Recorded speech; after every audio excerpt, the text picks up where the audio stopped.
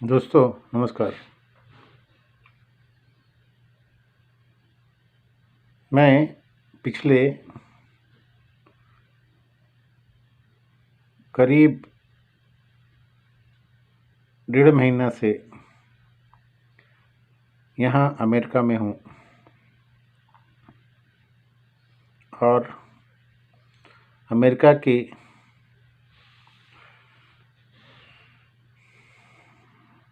रहन सहन को देख रहा हूँ। यहाँ पर हिंदुस्तान के बिल्कुल अलग ज़िंदगी है। यहाँ पर आपकी कम्युनिटी में एक शॉपिंग सेंटर होता है जहाँ पर आप कॉफ़ी, गैस, पिज़्ज़ा या बाल काटने की दुकानें आदि पा सकते हैं। एक हिंदुस्तानी होने के नाते मुझे बड़ा शौक़ था कि मैं ये मालूम करूं कि यहाँ हिंदुस्तानी अपना सामान कहाँ से खरीदते हैं। तो उसके लिए जहाँ मैं हूँ उसके पास एक पटेल ब्रदर नाम का इंडियन स्टोर है जहाँ पर आप साग सब्जी, हिंदुस्तान के बाकी चाय पत्ती, पनीर आदि सामान ले सकते हैं। आटा चावल दाल ये वो सब कुछ। रही बात और क्या करते हैं, तो अगर आपको इलेक्ट्रॉनिक सामान चाहिए, घर के बिगड़े बने बल्ब आदि का कोई सामान चाहिए तो उसके लिए होम डिपो है। यहाँ से आप हार्डवेयर, सैनिटरी, फर्श का, इलेक्ट्रॉनिक्स, इलेक्ट्रिकल सामान ले सकते हैं। और इसके अलावा कुछ और आउटलेट हैं जहाँ से आप कपड़े लत्ते, स्वेटर, पैंट, गर्म पैंट, खाने पीने का सामान ये वो सब कुछ खरीद सकते हैं। उसमें कॉस्टको है, अमेजन है, ये है वो है। खैर, यहाँ पर सोशल लाइफ तो कुछ है नहीं। लोग बाग अपने अपने कामों में व्यस्त रहते हैं। सड़कों पर सिर्फ गाड़ियाँ ही चलती हैं और किसी को किसी से कोई फुर्सत नहीं है। मैंने यहाँ पर थैंक्सगिविंग डे देखा, मैंने यहाँ पर है क्रिसमस देखा, मैंने न्यू ईयर देखा। यहाँ कोई किसी के पास में मिल कर के ये सब चीज़ें नहीं मनाता है।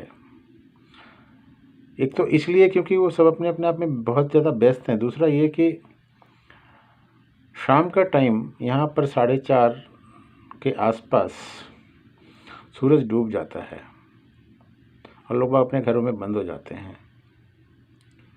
आजकल कोरोना की वजह से ज़्यादातर लोग ऑनलाइन ही काम कर रहे होते हैं, तो वो अपना मॉर्निंग में 10 या 11 बजे से लेकर के शाम को 5-6 बजे तक बिजी हो जाते हैं। तब तक सूरज डूब जाता है और फिर वो अगर कुछ ज़रूरत पड़ी तो बाजार में जा कर के, जैसा मैंने बताया, सामान लेकर के आते हैं और फिर खाना वाना खा करके थोड़ा सा टीवी आदि में कुछ प्रोग्राम, हिंदुस्तानी प्रोग्राम या अमेरिकन प्रोग्राम देख करके सो जाते हैं। हाँ, मुझे 26 दिसंबर को यहाँ से करीब 1000 किलोमीटर पश्चिम सवाना, जो कि जॉर्जिया स्टेट में है, वहाँ जाने का मौका मिला। वहाँ पर हम लोग गए। जॉर्जिया के सवाना शहर के सवाना रिवर के किनारे एक होटल था जहाँ पर हम रुके, जिसका नाम वेस्टिन था। वो सवाना डाउनटाउन एरिया में है और सवाना का जो होटल है वो एक आइलैंड टाइप में है जहाँ से पोर्ट नज़दीक है। सवाना का मौसम आजकल के दिल्ली के मौसम के ही तरह है, सिर्फ ये है कि यहाँ की एयर क्वालिटी 20 है जबकि दिल्ली की एयर क्वालिटी 200 से ऊपर होगी। सवाना एक पुराना शहर है क्योंकि यहाँ पर बंदरगाह था, काफ़ी आयात निर्यात होता था और वहाँ पर ज़्यादातर पुराने टाइप की ही बिल्डिंगें हैं जिसमें मोस्ट ऑफ द बिल्डिंग्स जो पुरानी हैं उसमें वो बोलते हैं कि वो हॉन्टेड हैं, यानी घोस्ट वहाँ पर रहते हैं। इसलिए वहाँ पर घोस्ट टूर ऑर्गेनाइज किया जाता है जो बसेस के द्वारा होता है। लोग पैदल ही चल करके कई बिल्डिंगों को विजिट करते हैं जहाँ पर घोस्ट हो सकते हैं या होते हैं, या घोस्ट का अनुभव वहाँ पर कुछ लोगों ने किया है। सवाना के मेन मार्केट में एक होटल है लियोपोल्ड आइसक्रीम का। मैं 3 दिन तक वहाँ पर विजिट किया और तीनों दिन वहाँ पर भयंकर लाइन पाया। उसके बगल में 2 हिंदुस्तानी खाना देने वाले रेस्टोरेंट हैं, एक का नाम नॉन ब्रॉट ऑन और समथिंग लाइक दैट और दूसरा नमस्ते है जो एक नेपाली चलाता है। खैर, हम वहाँ से एक दिन के लिए टैबी बीच भी गए जो सवाना से करीब 40 किलोमीटर पश्चिम दक्षिण में हो सकता है, पश्चिम उत्तर में या उत्तर पश्चिम कहीं पे हो सकता है। वहाँ पर पहली बार मैंने अटलांटिक समुद्र के दर्शन किए। वहाँ के बीच की सफाई देख करके मैं दंग रह गया। मैंने जुहू बीच भी देखा है, मैंने गुरई बीच भी देखा है, मैंने गिरगांव चौपाटी भी देखा है, लेकिन वहाँ की सफाई वाह मार्वलस। पानी बिल्कुल क्रिस्टल क्लियर।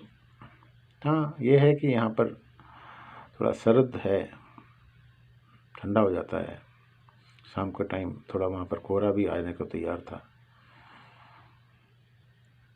उसके बाद हम लोग वहाँ पर एक फोर्ट है पुलस्की फोर्ट, जिसको यहाँ की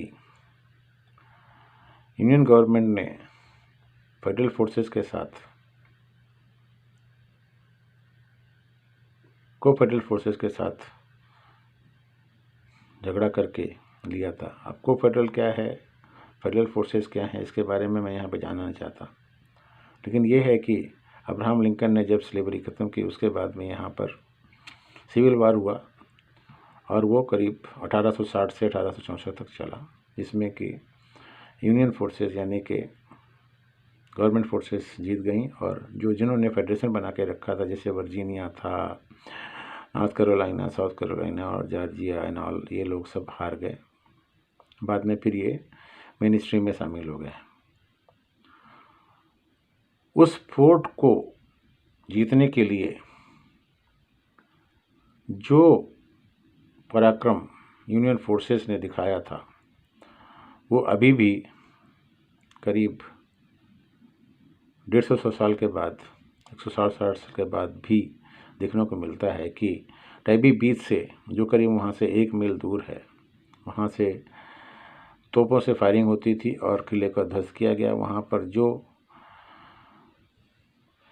फेडरल फोर्सेस थीं उनको हराया गया और इस तरीके से उस किले पर कब्जा किया गया। सॉरी, अभी भी हिंदुस्तान और अमेरिका का समय का डिफरेंट शरीर पर हावी रहता है और इसीलिए हमेशा नींद सी आती रहती। एनीवे, उसके बाद एक दूसरा किला भी था जिसको हमने देखा। सवाना जाने के लिए यहाँ से हमको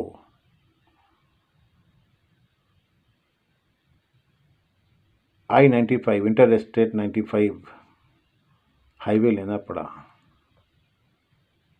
जो रिचमंड होते हुए निकलता है। रिचमंड वर्जीनिया की राजधानी है। उसके बाद नॉर्थ कैरोलिना आता है, उसके बाद साउथ कैरोलिना आता है। पूरा रास्ता जंगलों से पटा पड़ा है और इतना ट्रैफिक होता है कि पूछो मत। 1000 किलोमीटर की यात्रा करीब 12 घंटे लगे, क्योंकि रास्ते में कहीं पर कोई एक्सीडेंट हो जाता है, कुछ हो जाता है तो पूरा जाम लग जाता है। वापस आते हुए भी करीब 10 घंटे में हम लोग पहुँचे, क्योंकि हमें जाम नहीं मिला। यहाँ हम लोग 30 तारीख को आ गए थे। 2 तारीख को मौसम के हिसाब से रात को बर्फ़ पड़ने वाली थी और वो 3 बजे शुरू होने वाली थी। मैं 3 बजे उठ गया और देखा, बाप रे क्या बर्फ़ पड़ी। लगातार करीब 10 घंटे 1 इंच पर आवर के हिसाब से बर्फ़ पड़ी, यानी कि 10 इंच करीब बर्फ़ है पड़ी, जो अभी तक नहीं पिघली है। यानी 3 तारीख की रात को पड़ी, 4 निकल गया, 5 निकल गया, आज 6 का दिन है और आज की मौसम की भविष्यवाणी है कि रात को बम स्टॉर्म आने वाला है, यानी कि सबसे तेज़ रफ्तार से स्नो स्टॉर्म आएगा।